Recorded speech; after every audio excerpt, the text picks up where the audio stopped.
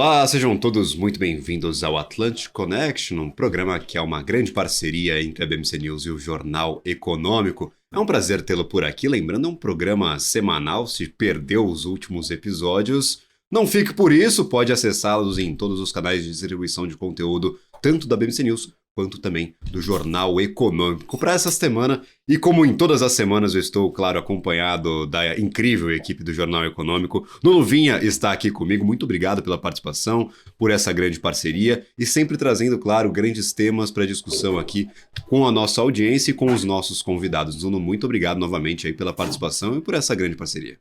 Eu é que agradeço, Gabriel. Nós hoje temos o tema dos tokens, a tokenização. Obviamente vamos tocar na blockchain. Dentro dos tokens vamos falar dos fan tokens e há um que entretanto marcou um bocadinho a atualidade aqui em Portugal, que foi a criação de um fan token por parte do Benfica, que é o clube mais representativo em Portugal, pelo menos aquele que tem o maior número de fãs. E connosco para abordar este tema nós temos dos dois lados do Atlântico, como sempre em todos os nossos programas. Temos o Artémio Picanço, advogado especialista em blockchain e em Web3, que também é advogado em Portugal e no Brasil, e Pedro Borges, do mercado de Bitcoin de Portugal. Aos dois, muito obrigado, bem-vindos ao nosso programa. Eu dava 1 minuto a cada um de vocês. Eu não estou a ser mesmo muito restrito de 1 minuto, mas enfim, para explicarem um pouco o vosso percurso e a vossa experiência neste tema, e depois dava início à série de perguntas. Começava pelo Pedro, em ordem inversa, pelo Pedro. Explique-nos um pouco, Pedro, de onde é que vem. Antes de mais, saudar a todos, agradecer o convite para estar aqui, é um gosto. Bom dia para o Brasil, aqui em Portugal já é boa tarde. É assim, eu tenho quase a totalidade da minha carreira foi ligada a mercados financeiros, desde 1998, já há cerca de 25 anos, o tempo passa rápido. E comecei a ter contacto com o mundo da criptoeconomia, com o mundo do blockchain. Por coincidência, na altura eu vivia no Brasil, em São Paulo, e foi aí que tive contacto pela primeira vez com o Bitcoin, isto em 2014, e a partir daí fui ligando cada vez mais a esta indústria, é uma indústria sem dúvida, e acabei depois, quando voltei para Portugal, por fundar juntamente com um sócio a Criptológica, que foi a primeira exchange de criptomoedas regulada e autorizada aqui em Portugal pelo Banco de Portugal, e entretanto depois acabamos por fazer parceria e juntar-nos com o OMB do Brasil, e daí agora seguimos o mercado Bitcoin aqui em Portugal. E pronto, menos de 1 minuto. Muito bem. Artémio. Vamos lá, eu sou advogado, né, especialista em blockchain Web3. A gente teve a felicidade de ser convocado ali para o Congresso Nacional do Brasil para tratar sobre o tema regulatório aqui no vindouro de 2021 e mais recentemente também na Comissão Parlamentar de Inquérito, que vai averiguar os casos de pirâmides financeiras, esquemas Ponzi no Brasil. Também sou advogado em Portugal. A gente tem muitos portugueses, né, irmãos que também estão sendo lesados aí no mundo e também com empresas do Brasil desse tipo de caso. E a gente faz muita estruturação de empresas honestas, a gente sabe combater o errado e sabe fazer o certo, né? Então, de Web3 do Brasil, tendo participação em diversos casos e até de tokenização de hotelaria também. A gente pode até falar um pouco disso também, o benefício da blockchain para os diversos setores econômicos aí do mundo. Vamos a isso, vamos à parte da segurança, com certeza tocar alguns neste programa. Pedro, antes de nós passarmos aos exemplos mais concretos e mais definidos, como nós tínhamos pensado na parte do desporto e dos fãs e dos sócios, vamos começar pelo princípio, vamos desconstruir a coisa. O que é um token e porquê é que é importante a existência de um token nos mercados financeiros atuais? Na verdade, todas as criptomoedas, como é o nome mais conhecido, todas elas são tokens. O Bitcoin é um token, ou o Ethereum, eu estou a dar este exemplo, que são os dois nomes mais conhecidos, todos são tokens. Acabou por, na prática, por levar um pouco assim, aos que têm blockchains dedicados, como por exemplo o Bitcoin, foi o primeiro blockchain. Portanto, o Bitcoin é um blockchain e que tem os tokens que funcionam a Bitcoin, ou também o Ethereum, portanto são blockchains dedicados. Convencionou-se, ou isto evoluiu um pouco para tudo o que é depois utilizado numa segunda camada para desenvolver coisas dentro desses blockchains principais, que permite depois construir aplicações descentralizadas, protocolos descentralizados, tudo isso acabou por depois todos esses tokens secundários no sentido de estarem numa segunda camada, acabou por se chamar todos esses tokens. Mas na verdade todos eles são tokens, portanto quando falamos de blockchain, tudo o que permite a guarda ou o registro de dados dentro do blockchain, tudo isso são tokens. Portanto, e depois tem diversas características conforme o token. Por exemplo, rápido, a única utilidade, não é bem assim, mas por uma questão de facilidade de linguagem, a única utilidade do Bitcoin é ter a função de moeda ou de reserva de valor. Há outros tokens que podem ser, e são muitos deles, programados para cumprirem determinado. Acho que deixem cair o meu fone, que são programados para terem determinadas funções, como por exemplo os fan tokens que vamos aqui falar, ou utility tokens, ou o que seja. Perfeito. Então a gente tem ali aqueles tokens que têm a sua funcionalidade, mas a gente coloca na cabeça, às vezes, a criação desses ativos no mundo digital. Nós temos uma distinção neste ponto, que recentemente, principalmente aqui no Brasil, não sei se o movimento também se espalha por Portugal, pela Europa como um todo, que é a questão da tokenização. Artemio, o que é um token o clássico, como nós conhecemos? Nós mencionamos aí o Bitcoin, outros tokens e aí de diferentes formas são utilizados no mundo digital, que são nativos digitais. E o que é esse processo de tokenização? Há uma diferença fundamental entre esses dois conceitos? O que a gente pode já distinguir neste primeiro momento em que estamos fazendo uma introdução daqueles tokens que são nativos digitais e dessa tokenização que nós vimos há pouco tempo aqui no Brasil, mas que já está se popularizando?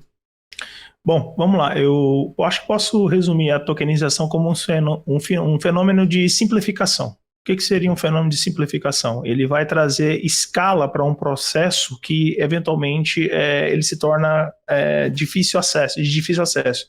Vou dar uma situação simplória. Nós temos aí, o BTC ele é muito comparado como reserva de valor e comparado ao ouro. Muitas vezes foi utilizado como padrão de uma reserva bancária. Por exemplo, os bancos centrais ao redor do mundo usavam o padrão ouro para poder justificar as suas receitas, né, o que ela tinha. Desde o Tratado de Bretton Woods isso foi revogado.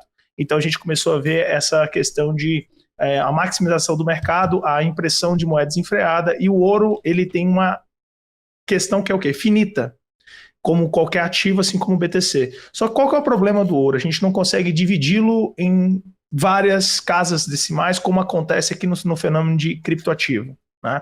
Então, digamos, uma tokenização de ouro, que é algo que você não consegue comprar, dividir com mais que 1 grama, por exemplo, você consegue fazer isso por meio de uma representação digital daquele ativo, né, no mundo físico, por meio da tokenização. Então, com a tokenização de ouro, por exemplo, eu consigo fazer a compra, a aquisição de microfrações, porque aquele ativo está tendo a sua representação física no mundo, trazendo ela aqui do mundo virtual para o mundo físico, né? Então, funciona dessa forma, ele simplifica, ele dá aderência.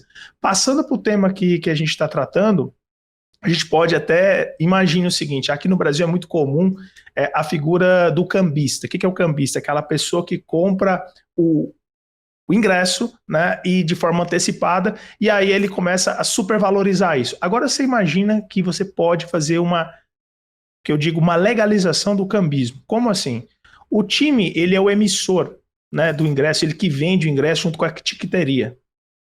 Se eu consigo fazer isso, a venda, por meio de um token, de uma representação disso, e eu posso gatilhar por meio dos smart contracts que estão por trás disso tudo, dentro dele, condicionais que, havendo venda no mercado secundário, que é o caso que o cambista faz, ele sai da parte primária, que é do emissor, para direto ao torcedor, ele compra e revende para o torcedor. Eu tenho um intermediário aqui.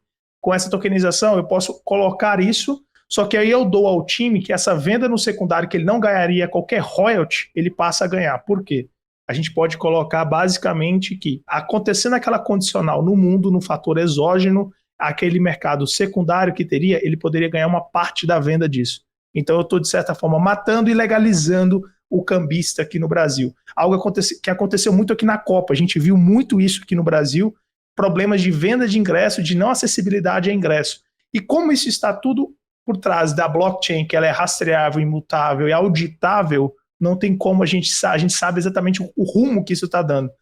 De certa forma, isso traz o quê? Segurança jurídica, de modo que eu não vou questionar se isso vai acontecer. Aconteceu a condicional no mundo, no fator exógeno, endogenamente isso vai acontecer, vai se aperfeiçoar. Então não tem mais uma discussão jurídica de será mesmo que eu vou receber aquilo? Não, o próprio smart contract já pode ser programado para que isso seja auto-executável. E é uma das grandes características e é uma das grandes gaps de atuação para poder rentabilizar até o próprio emissor. Maravilha, eu acho interessante, né, Nuno? Essa diferença, sim, distinção. Mas é uma coisa curiosa que o Artémio estava a dizer, porque parte do princípio de uma coisa que eu acho que merece alguma explicaçãozinha, que é, isto só existe porque existe a tecnologia de blockchain. É o que eu gosto de falar, assim, só fazendo uma parte. A pessoa pergunta muito qual a diferença, por exemplo, de cripto e da blockchain. Eu gosto de fazer uma seguinte analogia. Criptos são sites, a blockchain é a própria internet. Então eu acho que fica bem fácil para a pessoa entender isso. Porque tudo só acontece porque existe blockchain. Exatamente, mas só existe porque é seguro, certo? E é seguro porque basicamente são blocos de informação encriptada que ninguém pode aceder sem destruir a informação que lá está dentro. E eu acho que isso é uma condição ótima, não é? É obviamente para quem está a lidar com ativos financeiros de qualquer espécie. Certo, Pedro? Sim, já agora, até porque começamos muito pelo princípio, acho que é importante explicar porque é que aparece o Bitcoin e porque é que aparece o primeiro blockchain. O Bitcoin, o primeiro blockchain, aparece exatamente pela necessidade de transparência. Okay? Não nos podemos esquecer que quando há a crise do subprime em 2008 nos Estados Unidos, com a falência da Lehman Brothers, tudo aquilo aconteceu porquê? Porque foram sempre criados dentro do sistema financeiro portanto, uma alavancagem enorme, uma quantidade de produtos, de empréstimos que eram feitos com colaterais uns dos outros. Criou-se ali uma bolha gigante sob a qual não havia controle, os próprios reguladores conseguiram ter controle. E então, o que é que se passou de repente? Os bancos, naquele caso, o sistema financeiro, criou algo que acabou por dar cabo da vida das pessoas e levou à crise e aos problemas que aconteceram em 2008. Então o Bitcoin aparece por causa disso. Portanto, com a necessidade de criar um valor que pudesse ser enviado de uma pessoa para outra pessoa, eliminando as entidades centralizadas. Não estou com isto a falar mal das entidades centralizadas da regulação. É só mesmo explicar o conceito, antes pelo contrário. Só mesmo para explicar o conceito. Portanto, mas foi isso que levou à necessidade que nós precisamos de algo que seja transparente, precisamos de algo que possa ser verificado por qualquer pessoa em qualquer lugar. Precisamos saber que o que sai de um endereço ou o que sai de uma carteira vai entrar noutra carteira e isso pode ser visto. Portanto, foi essa necessidade que levou ao aparecimento do blockchain, porque o blockchain não é mais do que, assim de uma forma simplista, a mesma informação estar disponível em milhares de sítios diferentes ao mesmo tempo. Portanto, não podendo por isso ser alterada, ou ser escondida, ou ser criada ali o que quer que seja assim de mais exótico. Portanto, foi exatamente a necessidade de transparência que levou ao aparecimento do Bitcoin, que foi o primeiro blockchain, e depois tudo o que veio a partir daí. O resto da tokenização, tudo isto que iremos falar mais à frente, é uma evolução normal da indústria. Eu gosto sempre de dar o exemplo de uma casa. Como é que eu sei que a minha casa é minha? Eu sei que, seja aqui em Portugal ou seja aí no Brasil.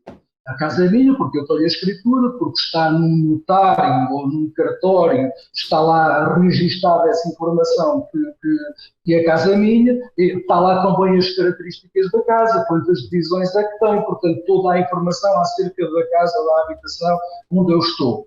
Portanto, mas isso está de uma forma centralizada. Se por alguma razão, ou por algum erro humano, ou quer que seja, aquela informação desaparecesse, eu ou iria arranjar testemunhas que a casa era minha ou então era um problema. Ora, se eu tiver essa informação num token, okay, em que esse token tem toda a informação sobre a casa, eventualmente até pode lá ter o meu nome, portanto, tudo isso fica fica automaticamente 100% transparente e 100% seguro. Já agora, muito rapidamente, isto é quase como voltar às origens.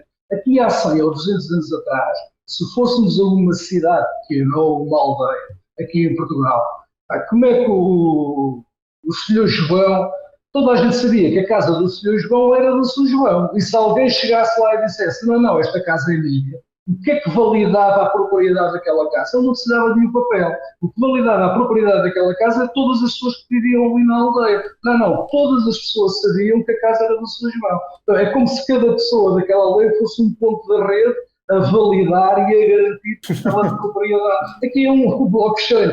É um pouco aquela aldeia à escala global. Portanto, em vez de também cada ponto da rede tem aquela informação e pode mostrar e provar que ela é verdadeira. A partir daqui podemos utilizar isto para tudo, para propriedade, para informação, por exemplo, da saúde de cada um, para tudo, todas as indústrias, aliás, e hoje em dia em todas as indústrias isso vai sendo já utilizado. Maravilha. Uma pergunta que eu tenho, até pegando como exemplo essa questão do representativo imobiliário, um token que representa uma casa, que é o grande sonho aqui de todo mundo que fala sobre a popularização da tokenização, você conseguir fazer a transferência de um bem, de um carro, de uma casa, ou eliminar boa parte dos intermediários. Eu gostaria de fazer justamente essa pergunta ao Artêmio. Nós temos, neste momento, os reguladores avançando com a tokenização, avançando com a digitalização, inclusive o Banco Central advogando em prol desta causa, criando os moldes aí do real digital, abraçando ali a regulação desse setor de criptoativos, foi indicado recentemente como um regulador, pelo menos isso aqui no Brasil. Eu queria pegar o exemplo do Brasil para extrapolar ao restante do planeta.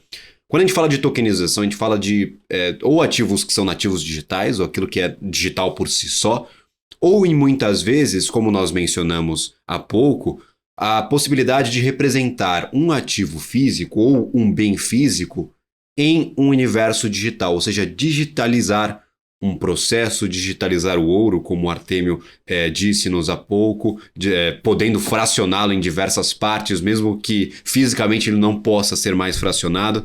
E eu gostaria de saber o seguinte, o quanto uma padronização é necessária para esse modelo funcionar. Porque nós temos hoje a tecnologia em ebulição, diversas blockchains, diversos caminhos pelos quais nós podemos traçar essa tokenização de bens, de ativos que estão na realidade, no mundo físico, o quanto uma padronização é necessária e o quanto dessa padronização está ligada à regulação de órgãos estatais. Como que você enxerga essa relação para que a tokenização em si ela comece a caminhar a passos largos, Artêmio? Olha, eu acho que assim, a gente está já tendo um avanço muito grande, coisa que a gente não verificava, né, há alguns anos atrás. Vou dar uma situação bem singela. Segundo Schroders, especialmente em Portugal, a representação de ativos digitais, eles vai estar se caminhando para 2030 ter 10% do PIB. Então isso é um número extremamente significativo, né? No Brasil também não é diferente, né? A gente precisa ter uma padronização? Sim, e às vezes eu também acho que não. Eu sou muito adepto dessa liberdade econômica. Mas por quê? Porque cada país ele tem a sua necessidade, cada país ele tem também as suas diferenças. Mas, obviamente, eu acredito, isso já acontece hoje em normas de boas práticas, como se fosse o que você deve fazer. Vou dar um exemplo singelo, puxando para o âmbito ali de exchange eventuais VASPs que comercializam aí os criptoativos. Veja, basicamente hoje é sabido que algumas normas internacionais como o Financial Action Task Force, ela traz diretivas para poder explicar esse mercado, do tipo protocolos de Know Your Customer, Know Your Transaction, Know Your Partner, políticas anti-money laundering, combate ao financiamento do terrorismo, e eu acho que naturalmente isso vai acontecer. Recentemente a gente viu na parte da União Europeia o DLT Pilot, que ele vai falar justamente da tokenização. O que falta ainda em Portugal? Um movimento que está acontecendo um pouquinho aqui no Brasil, que é aparar algumas arestas na execução. disso aí. Então, delimitar quem que vai supervisionar essas transações, eu acho que isso vai acontecer em breve e teremos também, assim como a gente já tem naturalmente vamos falar no comércio ortodoxo, vamos falar dessa forma, a gente já tem tratados e convenções internacionais de reciprocidade, isso vai acontecer também, para que estejamos todos falando uma mesma língua. Mas, claro, sem esquecer das diferenças culturais e também das necessidades que aquele país possui. Às vezes, algo aqui faz sentido que em Portugal não vai fazer. É normal isso acontecer, é esperado que aconteça, mas, claro, sem esquecer ou duvidar que a longo prazo teremos uma normativa grande a nível mundial para que a gente esteja conversando a mesma língua, para que, exemplo, eu sou brasileiro, quero montar uma empresa em Portugal, como que vai ser feito isso, como vai ser adotado. Hoje, naturalmente, já é bem disseminada essa cultura que essas empresas que fazem a comercialização, que facilitam a intermediação de criptoativos, a compra e venda, que são as exchanges, basicamente elas têm que seguir esses protocolos internacionais de adoção, que cada país ele recepciona isso. O Brasil pega essas normas do Financial Action Task Force, recepciona aqui pelo GAF, que está seguindo uma cartilha do COAF. Então, cada país vai ter as suas separações, vamos falar assim, de legislação, e cabe a nós, até do público, fomentar esse tipo de discussão e participarmos de audiências públicas para que não tenhamos um estrangulamento do mercado. Eu acho que não pode ser uma regulação também que vai estrangular e vai dificultar justamente o que o criptoativo e a blockchain nos traz, que é a facilitação, que é a simplificação. Eu acho que vai bem por aí. Portanto, mais cedo ou mais tarde vamos ter uma nova OMC, desta vez uma Organização Mundial dos Criptoativos, para regular aquilo que serão as transações entre várias, cada país com a sua própria lei, mas obviamente leis comuns e normas comuns adaptadas aos mercados em todo o mundo. Eu acho uma ideia interessante. Pedro, sim. Posso só aqui ter um bocadinho aqui a nossa parte mais jurídica. Na verdade, eu acho que aqui em Portugal, na União Europeia, na verdade, nós demos passos muito largos e julgo até que pioneiros no mundo no sentido de regular todas essas partes. Até com a MiCA, que foi aprovada e que vai ser implementada, já prevê exatamente isso. Portanto, nós até agora, o Banco de Portugal, por exemplo, no caso aqui do mercado virtual de Portugal, ele regula-nos no sentido do branqueamento de capitais, prevenção de financiamento de terrorismo, portanto toda essa parte, e aí somos regulados exatamente como um banco. Mas o que a MiCA veio dizer foi exatamente o regular tudo o resto. Quem é que é o regulador que vai supervisionar o quê?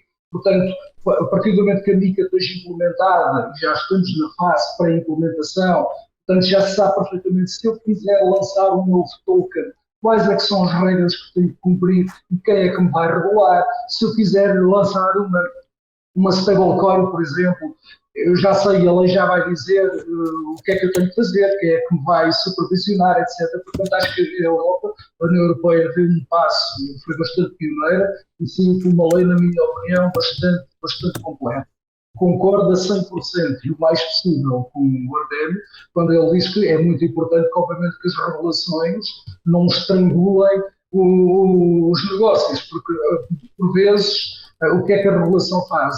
Fica demasiado restritiva e demasiado complicada e isso às vezes impede que os novos players, porque quem já está na indústria e já ganhou uma determinada dimensão, tem já um músculo financeiro para depois suportar isso. Agora, essa regulação não pode, ou não deve, na minha opinião, impedir que quem está a começar, quem não tem menos recursos financeiros, tem que poder ter também autoestradas, estradas e caminhos facilitados para poder aderir à indústria, e isso concordo inteiramente com o Ardemio quando ele diz que, e quando falou nesse tema, a regulação não pode ser impeditiva de se fazer um negócio. Como aliás em nenhum setor devia ser, a regulação devia ser tão forte que é impeditiva à criação de novos negócios. Deixa-me só perguntar uma coisa, Pedro, vamos introduzir a questão dos fan tokens. Porquê é que o fan token lançado pelo Benfica recentemente teve tanto êxito e o que é que permite a quem o compra fazer que outro tipo de tokens não deixa? Eu acho que tenho que, antes de mais nada, tenho que dizer que eu sou benfiquista, portanto, quando estou a falar do programa, não seria para Como a maior parte de Portugal, né? Não tem jeito. E se tivéssemos 10 pessoas aqui, pelo menos 6 em média seriam. Eu também sou benfiquista e como te orgulho, portanto não tenho problemas em admitir mas isso. o Futebol Clube do Porto também tem um fan token e até lançou primeiro e Exato. eles são um pouco iguais. Portanto, vamos falar desses fan tokens, mas a Cruz quer falar, se possível, dos tokens de jogadores de futebol que há no Brasil, que eu acho que estão um pouquinho mais à frente e têm a nível de e vão chegar cá, assim. E vão chegar cá, mais cedo ou mais tarde. Espero que sim. Portanto, na verdade, um fan token tem um enorme potencial. Nesta altura, ainda é assim um pouco na emoção. Porquê? Porque eu, ao foram lançados agora os fan tokens do Benfica.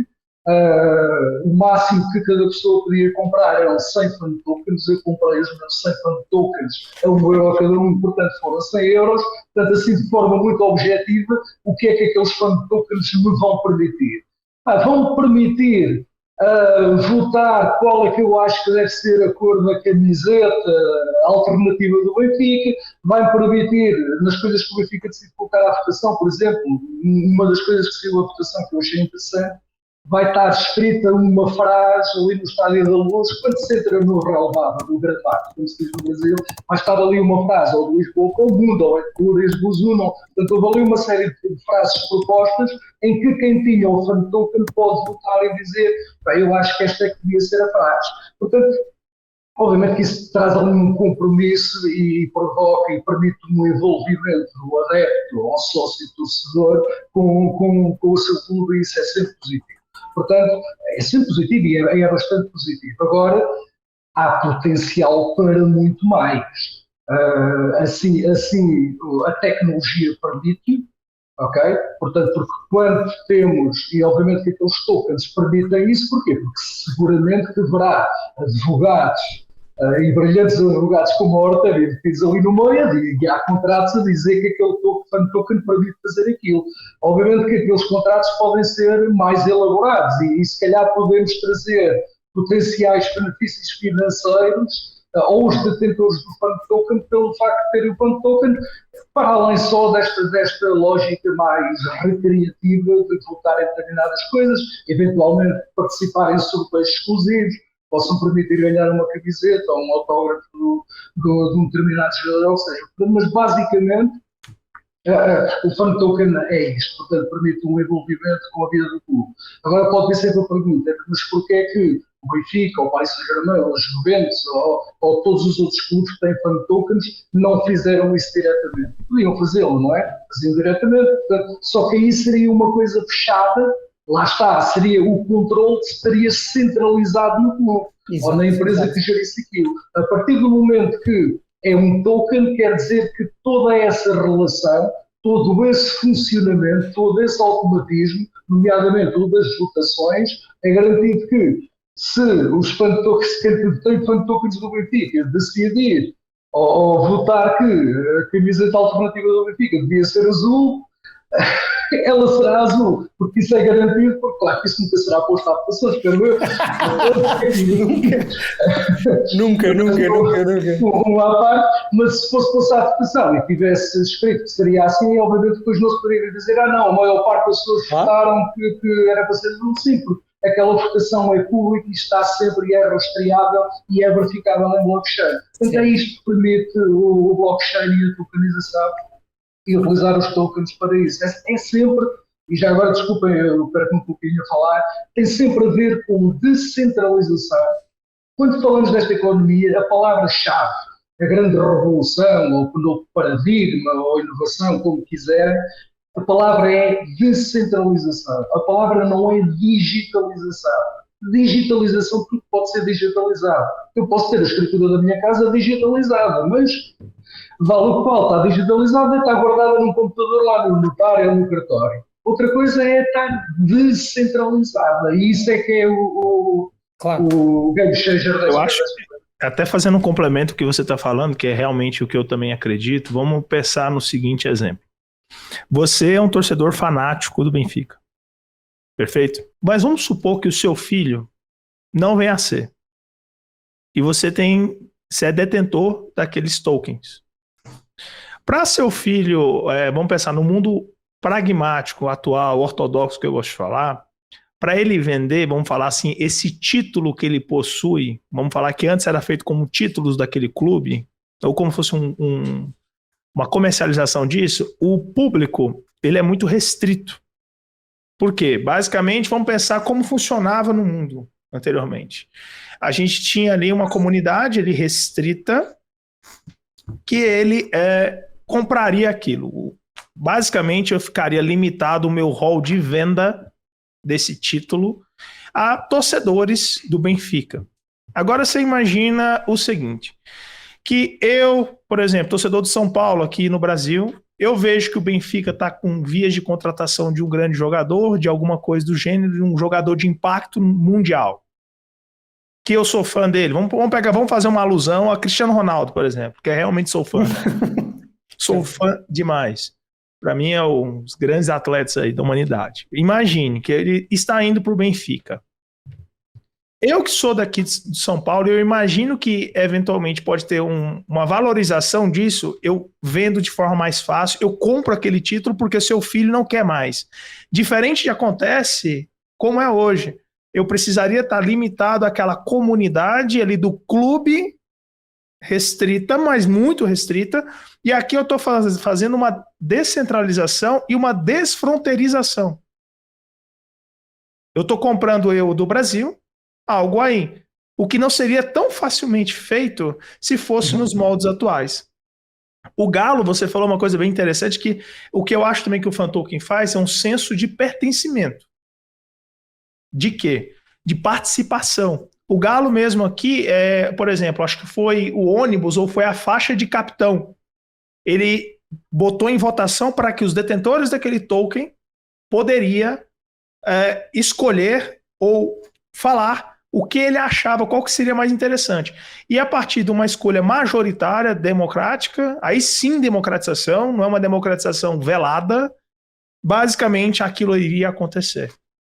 Então, essa desfronteirização cumulada com o que você bem disse de descentralização, eu acho que são as características principais, porque o que é interessante para mim hoje pode não vir a ser para a próxima geração, mas eu estou dando para a próxima geração uma facilidade de comercialização daquilo que eu não teria anos atrás, décadas atrás.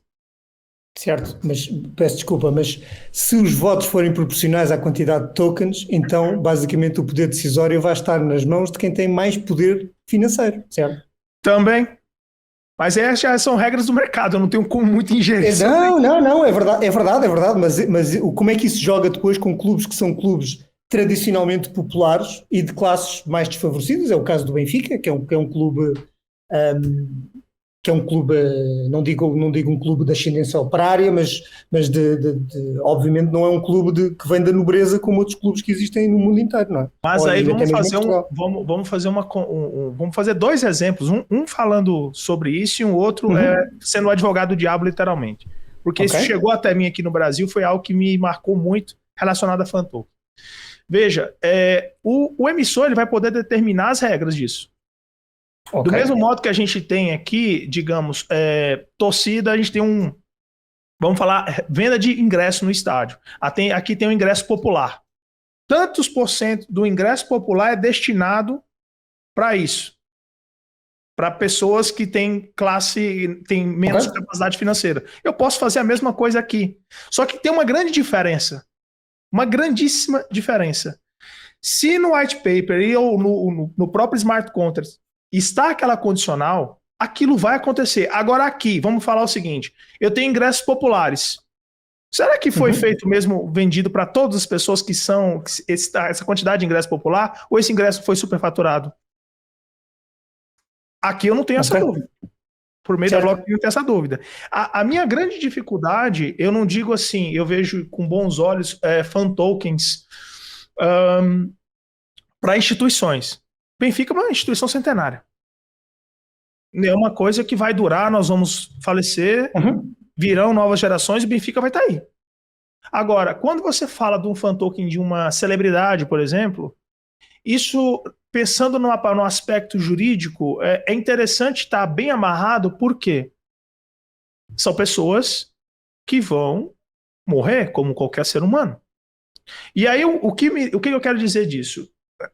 Muito pouco tempo antes do falecimento de Marília Mendonça, que é uma artista que o brasileiro conhece, a mulher era a rainha assim, do sertanejo, tinha uma comunidade imensa, imensa, imensa. Estava sendo discutido a tokenização como um fan token para ela, para a artista. E aí, N benefícios, etc. A mulher morreu 2 semanas depois. Agora, você imagina a situação do cara que adquiriu esse token dessa época. Não é o caso. O Benfica não vai, dificilmente, ele ser implodido. Ele vai permanecer, é uma instituição que vai durar. Times de futebol duram. Né? Jogadores não. Exatamente, jogadores não. Então, essa é a grande dificuldade que eu acho que assim, o acordado tem que ser cumprido. Então, o que for colocado nesse smart contract ou no white paper, que vai ser o direcionamento disso, tem que estar bem escrito. Aí, novamente, tem que se fazer jus do profissional para que não tenhamos esse tipo de problema, fazendo aqui, às vezes, de advogado diabo. Por quê? Eu me lembro muito dessa situação, porque foram 2 semanas, isso me impactou muito, porque na época estava sendo discutido, ventilado essa tokenização, esse fan token dessa mulher. Essa mulher aqui no Brasil é um absurdo, acho assim, somente brasileiro vai ter a noção, mas é um absurdo a quantidade de pessoas que ela tem. A título de exemplo, deixa eu até pegar aqui para ver, por exemplo, o Instagram dela, tá? Hoje, quantas pessoas seguem. Quantas pessoas seguem depois da morte, certo? E assim, isso a gente não tem nem noção, mas são milhões de brasileiros. Aí você imagina isso em escala, imagina agora o familiar, que é o sucessor dela. 42 milhões de seguidores. 42 milhões de seguidores. Isso é um absurdo de pessoas. Você imagina como é que ficaria essa relação jurídica comercial, consumerista, de consumo, que existiu por causa do advento do fan token dela. Porque ela não vai estar ali mais para cumprir. E é uma obrigação que ela é exclusiva, personalíssima. Não cabe uma substituição. Esse é um ponto que eu fiquei com isso. Eu aprendi a sempre discutir essa questão toda vez que me chegava um projeto de tokenização. Calma lá, como é que você quer fazer? Como é que isso vai durar? Como isso vai perdurar pelo tempo? É possível? Ele é finito? Até quando? O que vai ser feito? Agora, aqui não, que nós estamos falando da instituição centenária, que ele pode simplesmente falar, olha, você vai ter participação de direito de voto de alguma coisa, alguma participação no clube, mas o clube está ali. E o clube vai ficar. Seja do Benfica ou não seja do Benfica. Seja do Benfica ou seja de qualquer outro grande. Claro, obviamente. Sim. Nuno, posso lhe dar um exemplo? Aqui dentro desta lógica de como no caso concreto o fan token é muito mais democrático e é muito mais fácil de chegar a toda a gente, a quem tem mais rendimento, a quem tem menos rendimento, pode ser bem mais popular. Eu vou dar um exemplo, e nós já fizemos isso cá em Portugal, não sei se no Brasil já houve ou não, mas aqui em Portugal já existiram fundos de investimento sobre jogadores de futebol. Certo. Okay? Portanto, que dentro do fundo de investimento estava o passe de alguns jogadores, inclusive o Ronaldo ao princípio, acho que teve num, e depois, quando o jogador fosse vendido, o fundo de investimento valorizava e os detentores das cotas do fundo iriam receber parte disso, o fundo valorizava. Isso já existiu, agora isso chegava a muito pouca gente. Porquê? Porque era uma gestão completamente centralizada, precisava ter todo um processo administrativo e só algumas pessoas tinham capacidade financeira para adquirir cotas no fundo. Porque mesmo que se tentasse vender o fundo barato era impossível, porque é caro fazer a distribuição, porque tem toda uma série de coisas que tornam impossível que as coisas sejam baratas. Ora, através de um fan token, e recordo que o fan token do Benfica, por exemplo, o do Porto não sei quanto é que foi, mas também foi muito barato, foi vendido a €1 cada um. Okay? Ou seja, porquê? Porque através da utilização do blockchain conseguimos pôr coisas extremamente baratas, conseguimos dividir quase até ao infinito, tal como o Mordega falou ao princípio, e disponibilizar cotas extremamente pequenas de um ativo ou de um bem maior, o que permite que toda a gente possa ter mais pequena ou maior, mas depois já vai da capacidade financeira de cada um, mas é como em tudo na vida, mas não estamos logo à partida a cortar praticamente ou quase ninguém. Portanto, quando um dia um fan token evoluir aqui na Europa, estes são os tokens que são feitos agora, e para trazerem mais do que só aquela relação sentimental, ou de ficar na cor da camiseta ou o que seja, e já possam também trazer esse valor económico de participar realmente no que é o negócio da compra e venda dos jogadores, será um sucesso. A tecnologia, acho eu que será um sucesso. A tecnologia já existe, já é feita, é mesmo só estas questões legais e de regulação para que isso possa ser feito. E agora vou dar aqui o exemplo e passo a publicidade. O BNB no Brasil tem o que aí chamam os tokens de futebol. O que é que são os tokens de futebol? Se não me engano, no BNB são distribuídos tokens de futebol do Santos e do Vasco da Gama. Não sei se é mais algum, peço desculpa, que é o mercado de Bitcoin de Portugal, não é o Brasil, mas pronto. E o que é que fazem concretamente esses tokens de jogadores de futebol? Quem detém aqueles fan tokens, e cada um, obviamente, se eu tiver mais fan tokens, vou ter mais, se tiver só um, tem sempre o correspondente. Portanto, quando um jogador que, por exemplo, foi formado no Santos, okay, e que está dentro do pacote de jogadores que são consideráveis para o fan token, esse jogador irá ser vendido não só pelo Santos, mas provavelmente ao longo da carreira há várias vendas. E existe um mecanismo de solidariedade da FIFA que faz com que os clubes formadores, sempre que haja uma transação deste jogador, transação no bom sentido, obviamente não é mercadoria, mas no bom sentido, portanto, vai uma parte para esse mecanismo de solidariedade. Ou seja, e quem detém aqueles, não são fan tokens, o nome técnico, ou quem detém aqueles tokens especificamente, vai sempre, portanto, depois do dinheiro que vai para o clube, desse mecanismo de solidariedade, uma parte, que está contratada, obviamente, e garantida por contratos e por regulação, portanto, vai uma parte desse dinheiro vai ser distribuída pelos detentores do fan token. E é por isso que eu dizia há pouco que, a nível desses tokens, o Brasil está a alguns passos mais à frente do que aqui em Portugal.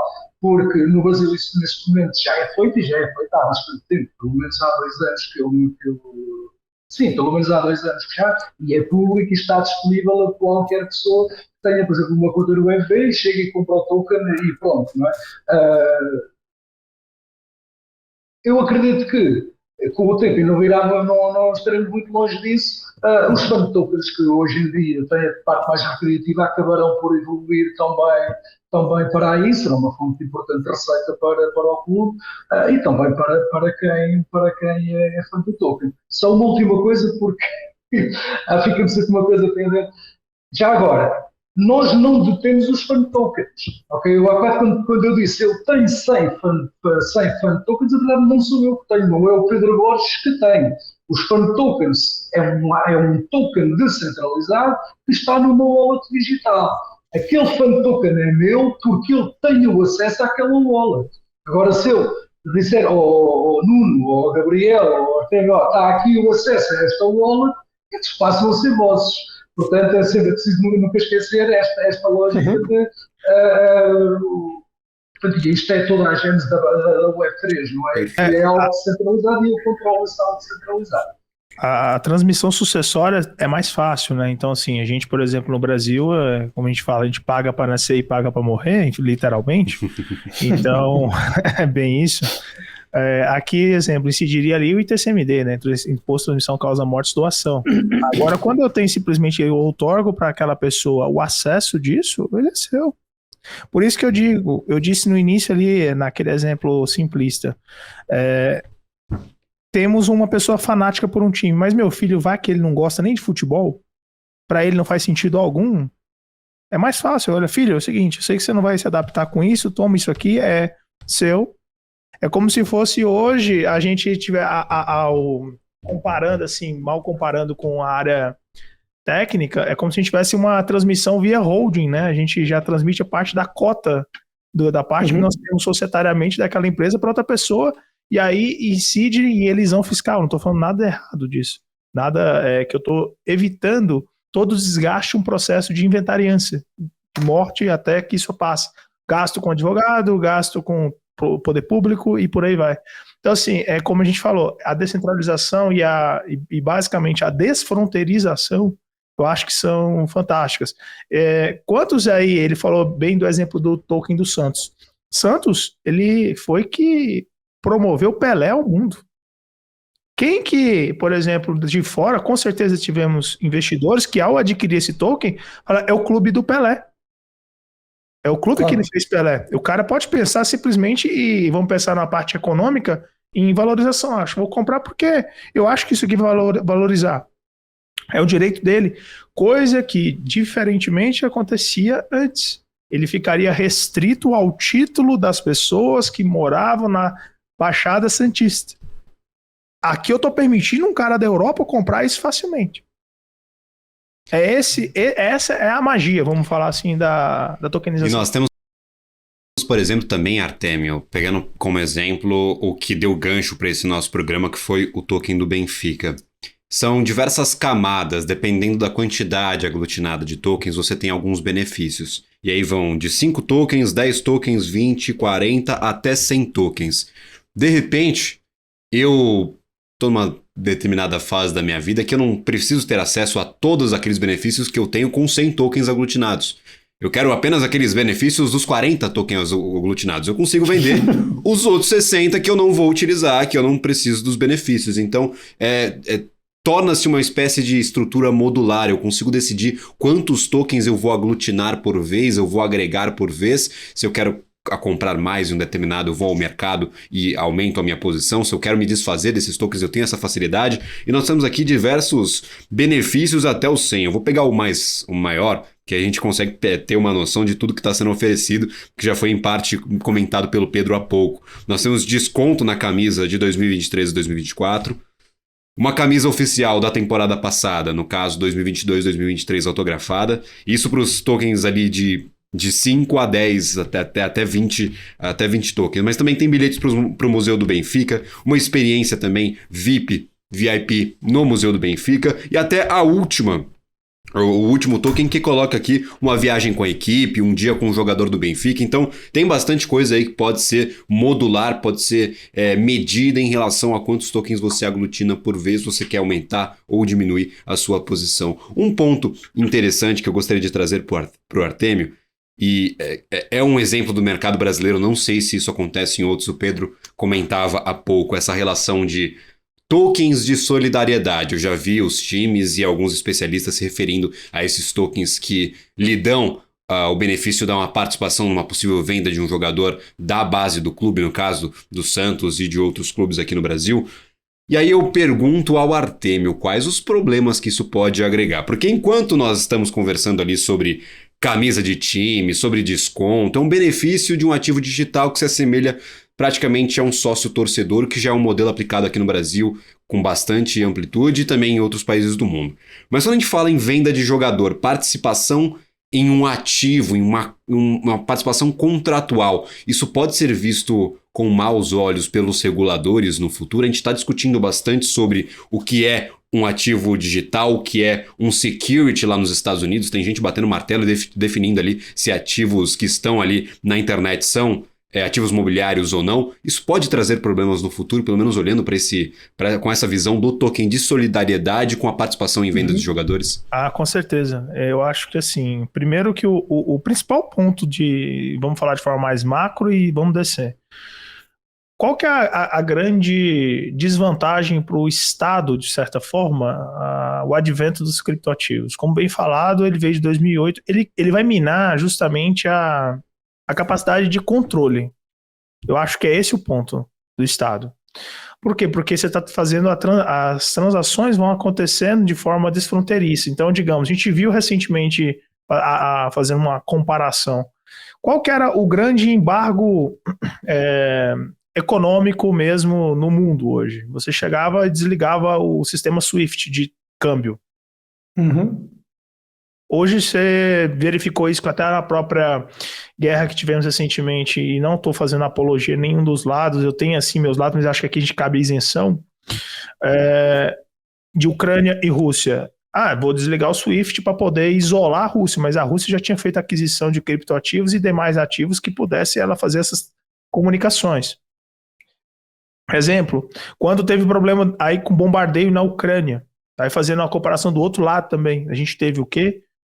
Não consigo ter acesso ao sistema bancário. O que aconteceu? O próprio governo ucraniano, ele deu ali uma wallet de acesso para receber Ether e para receber BTC, para se financiar.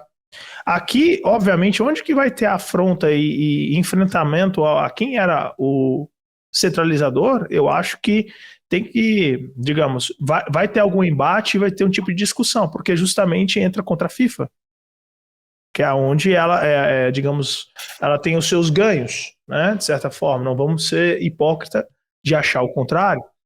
Teremos esse tipo de embate. Agora, pro lado da pessoa que adquire, vamos pensar novamente em uma situação jurídica que existiu e existe. O clube formador tem que receber a porcentagem tal da venda do jogador tal para outro lugar. E se o cara que vendeu, ele não quer pagar para o clube formador? Aí ele tem que se socorrer, ele vai tentar medidas coercitivas de sanções àquele clube que está tomando uma atitude negativa com relação ao que deveria, a regra do jogo. Aqui... Artémio, peço desculpa, a clearing house que a FIFA está a fazer vai em princípio acabar com esse problema. Exato. Aqui, o que é o problema? O que é a vantagem? Se isso novamente está gatilhado e acontecer essa venda por meio de cripto no smart contract, acabou, a condicional aconteceu, a venda aconteceu, isso é auto-executável por força de tecnologia. Simples, assim, sem questionamento jurídico, sem qualquer embaraço. Então, nesse ponto, traz uma segurança para quem faz a adquirência disso. É nesse ponto que eu vejo. Agora, que vai ter embate, sim, não digo nem embate, vai ter aprimoramento para que a gente chegue também a um consenso de ambas as partes, dos atores que estão nessa cadeia de consumo, digamos assim. Maravilha. Nuno, acho que estamos aqui ficando sem tempo, infelizmente. Estamos a ficar sem tempo, não, claro, do nosso programa. Eu gostaria de não sei se vocês têm essa expressão que é: a conversa são como as cerejas, não é? Quando pega-se numa e vai, as palavras são como as cerejas. Isto vai andando. Exatamente. Gabriel, vamos agradecer aos nossos convidados, se calhar, não é? Por favor. Talvez seja uma boa altura de agradecer aos nossos convidados.